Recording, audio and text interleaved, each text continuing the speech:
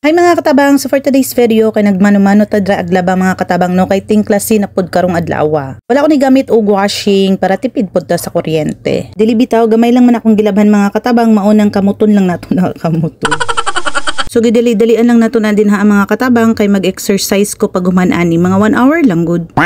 Ngayon lang nato nang gamay dra ang exercise kay lisod man pud mo nindot dayon natong lawas char. Oh, react din ka, hiwi din imong dagway. Ay, nag-react din ha. Kay nangandam lang ko, basi dig makasuroy tag siargaw. Oh, at least man lang, di, natin panglaban sa afam. Char.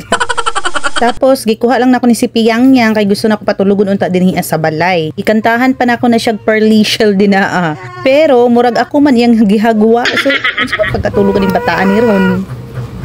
So, wala na kaya sa akong powers patulugon si Piyang Yang, no. Ako na lang gihatod sa inahan.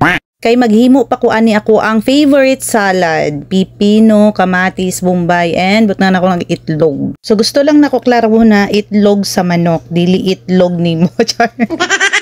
So kini siya mga katabang akong gipanghalo-halo man ako mga favorite tanan nga lamas ug prutas. Kay sa pagkabalo nako, marag nabilong ni ata ang pipino sa prutas. Comment daw kung wrong ba ko. So kini pong pipino, lami po ni siya himuon og juice, i-blend nimo, and then bot nga nimo og honey og lemon. So kay wala man koy blender, so mao na lang ni akong buhaton, kining himuon siya salad. Pero nagakaon gyapon ko guys mga katabang ha, dili kay kini lang akong kinaon. Kay murag dili naman po to healthy ang payat kaayo tanong kanang ma-over ka payat. So mas nindot yun na apay unod-unod nga naay porma.